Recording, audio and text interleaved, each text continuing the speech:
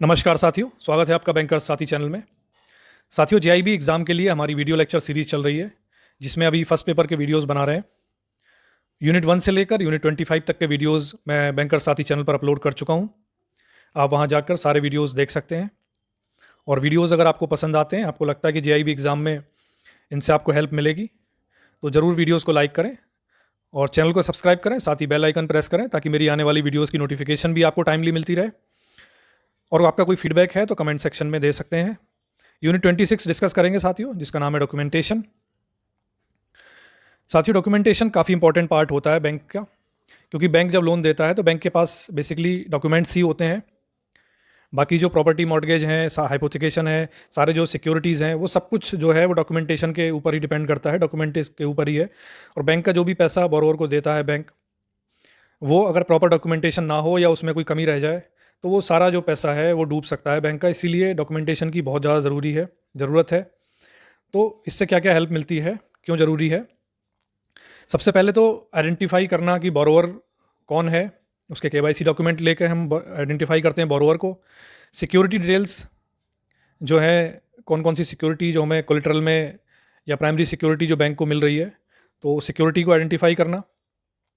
साथ ही डॉक्यूमेंटेशन क्या होता है साथियों? रिटन एविडेंस होता है कि बैंक ने जो है लोन दिया है, ट्रांजैक्शन जो बैंक के द्वारा हुआ है, लेंडिंग बैंक के द्वारा, उनका एक रिटन एविडेंस जो होता है वो डॉक्यूमेंटेशन ही होता है। और इसके बेसिस पे ये इंश्योर होता है कि बोरोवर और या गारंटर जो है वो रिपेमेंट भी करेंगे बैंक को समय से।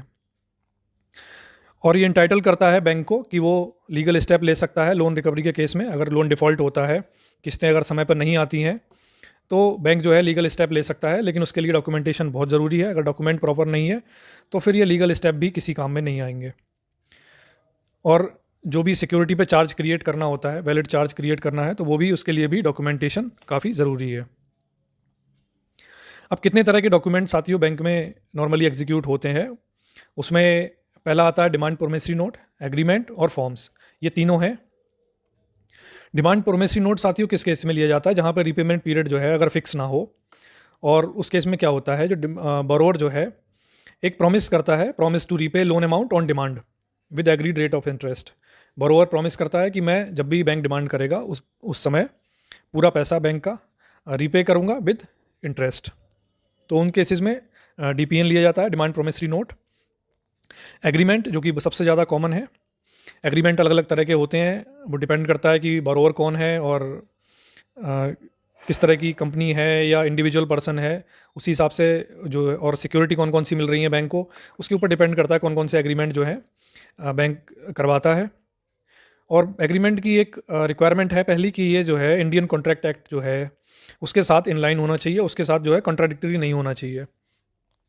और एग्रीमेंट जो है वो कंटेन करता है लोन उसमें लोन अमाउंट कितना है वो एग्रीमेंट में मेंशन होना चाहिए, रेट ऑफ इंटरेस्ट क्या लगने वाला है वो मेंशन होना चाहिए, मार्जिन और रीपेमेंट, ये सारी चीज़ें उसमें मेंशन होना चाहिए। साथ ही ये भी मेंशन होना चाहिए कि उसमें बैंकर के राइट क्या क्या हैं, कि अगर लोन डिफ़ॉल्ट होता है तो बैंकर के पास कौन कौन से राइट हैं, और सिक्योरिटी डिटेल्स, ये सारी चीज़ें भी एग्रीमेंट में क्लियरली मेंशन होना चाहिए। एग्रीमेंट में साथियों इंडियन स्टैम्प एक्ट के तहत अलग अलग जो स्टेट में अलग अलग जो स्टैम्प ड्यूटी है, उसके हिसाब से स्टैम्प ड्यूटी भी उन पे स्टैम्प जो है वो लगने होते हैं एग्रीमेंट पे, तभी वो वैलिड माने जाते हैं। और बैंकर जो है कई तरह के एग्रीमेंट यूज़ करते हैं, जैसे कि प्लेज हाइपोथिकेशन एग्रीमेंट है, प्लेज एग्रीमेंट है, टर्म लोन एग्रीमेंट है, गारंटी एग्रीमेंट है। ये सारे जो हैं कॉमनली यूज्ड जो एग्रीमेंट हैं उनके वो हैं। तीसरा साथियों डॉक्यूमेंटेशन में आता है फॉर्म्स। फॉर्म्स जो हैं वो प्रॉमिस या एग्रीमेंट की तरह नहीं होते, वो एक बेसिकली डिटेल्स लेने के लिए होते हैं। और दूसरा जो है बोरोवर की जो इंटेंशन है उसको क्लियरली स्पेसिफाई करते हैं कि वो लोन जमा करने की उनकी इंटेंशन है कि नहीं है, या किस तरह उस लोन को यूज़ करेंगे, वो क्या उसकी इंटेंशन जो है वो फॉर्म्स में काफ़ी क्लियरली जो है पता लगती है। और इम्पॉर्टेंट पार्ट है डॉक्यूमेंटेशन के, ये साथ एग्रीमेंट के साथ में फॉर्म्स भी अलग अलग तरह के जो हैं वो लेना ज़रूरी होता है। अब डॉक्यूमेंटेशन का प्रोसीजर क्या होता है साथियों? सबसे पहले तो जब भी कोई लोन बैंक देता है तो हर एक लोन के लिए और हर एक बोरोवर एंटिटी के लिए अलग अलग तरह के जो सेट ऑफ डॉक्यूमेंट्स होते हैं कौन सी स्कीम में लोन दिया जा रहा है, बोरोवर कौन है, उस हिसाब से जो है करेक्ट सेट ऑफ डॉक्यूमेंट जो है वो एग्जीक्यूट करवाने होते हैं। स्टैंपिंग ज़रूरी है, स्टैंप उन पे स्टैंप लगाने ज़रूरी है, अदरवाइज़ वो अगर कभी वो लीगल प्रोसीडिंग्स में जाता है तो वो वैलिड डॉक्यूमेंट नहीं माना जाएगा। अमाउंट ऑफ ड्यूटी जो बनती है सरकारी जो वो पे करनी होती है। साथ ही वो डॉक्यूमेंट जो है प्रॉपरली फिल्ड होने चाहिए, ब्लैंक नहीं होने चाहिए, और एग्जीक्यूशन उनका होना चाहिए। एग्जीक्यूशन या जिसको कहते हैं हम साइन करना भी कहते हैं, साइन उन पे प्रॉपरली साइन स्टैम्प जो भी हैं वो होने चाहिए, तभी प्रॉपरली एग्जीक्यूटेड माने जाएंगे। और लीगल फॉर्मेलिटीज़ जो भी हैं वो पूरी होनी चाहिए। और डॉक्यूमेंट्स को साथ ही बैंक में जो है वो वैलिड रखना होता है, क्योंकि उनका लॉ ऑफ लिमिटेशन इस पर अप्लाई होता है, क्योंकि उसमें एक पर्टिकुलर टाइम होता है जिसके बाद में अपने आप ही डॉक्यूमेंट जो है वो उनकी लिमिटेशन एक्सपायर हो जाती है। तो इसीलिए आपने देखा होगा बैंक में जो बैलेंस कन्फर्मेशन लेटर लेते हैं वो इसीलिए होता है, लिमिटेशन को ज़िंदा रखने के लिए, लिमिटेशन एक्सपायर ना हो उसको ध्यान में रखने के लिए। अब रिन्यूअल के केस में साथियों क्या होता है, जब भी जो सीसी लिमिट्स जो होती हैं रिन्यूअल होती हैं, तो जो लोन्स रिन्यू होते हैं उनमें भी बैंक को क्या है फ्रेश सेट ऑफ डॉक्यूमेंट लेना होता है, या फिर कुछ केसेस में जो एग्जिस्टिंग सेट ऑफ डॉक्यूमेंट है उनको कंटिन्यू करना होता है, लेकिन उसके साथ में जो एडिशनल डीड जो डॉक्यूमेंट्स की रिक्वायरमेंट है वो एडिशनली लेने होते हैं। और जो लेटर लेना होता है बोरोवर से कि वो कंटिन्यू करना चाहता है credit facility from the bank, तो उसके उसके रेफरेंस में वो क्लियरली मेंशन होना चाहिए, बोरोवर का लेटर उसमें लगा होना चाहिए इस चीज़ के लिए।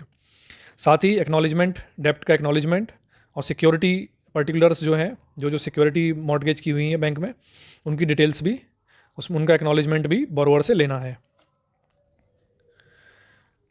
और अगर कोई डेप्ट जो है वो टाइम बार्ड हो जाता है, मान लीजिए उस लिमिटेशन उसकी एक्सपायर हो जाती है और उसके बाद में कंज्यूमर जो है वो उसको रीपे नहीं करता है, तो उस केस में जैसे मैंने पहले बताया साथियों, टाइम बार्ड डेप्ट जो है वो लिमिटेशन एक्सपायर हो जाती है, क्योंकि उनकी उस केस में अगर वो लीगली अगर वो लेके जाते हैं, हम कोर्ट में जाता है वो केस, सूट फाइल होता है, बैंक सूट फाइल करता है, उस केस में वो बैंक का केस काफ़ी कमज़ोर हो जाएगा, बैंक को पैसा वसूल करना मुश्किल हो जाएगा, क्योंकि वो टाइम बार्ड हो गए। तो उसमें रेमेडी जो है, अगर टाइम बार्ड कोई डेप्ट हो जाता है उस केस में उसकी जो वैलिड रेमेडी है लॉ में, वो यही है कि अगर एक्सपायर हो गया तो एक फ़्रेश प्रॉमिस जो है वो लेना पड़ेगा बोरोवर से, जिसमें वो प्रॉमिस कर रहा हो कि आज उस डेट में जो भी उसके डेप्ट्स हैं वो प्लस इंटरेस्ट, मतलब जो लोन लिया है प्लस इंटरेस्ट, जो टोटल उसका डेप्ट है, जो बैंक की तरफ उसकी देनदारी है, उसकी कंफर्मेशन जो है वो बोरोवर से लेनी होगी।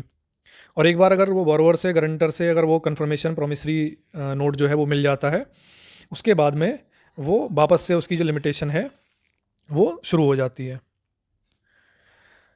डॉक्यूमेंट्स को साथियों प्रिजर्व करके रखना होता है, सेफ कस्टडी में रखना होता है। ऐसा नहीं है कि आप जो लीगल डॉक्यूमेंट्स हैं, जो कॉन्ट्रैक्ट्स हैं, उनको कहीं भी, या मॉर्टगेज के जो पेपर्स हैं उनको ऐसे ही छोड़ दें।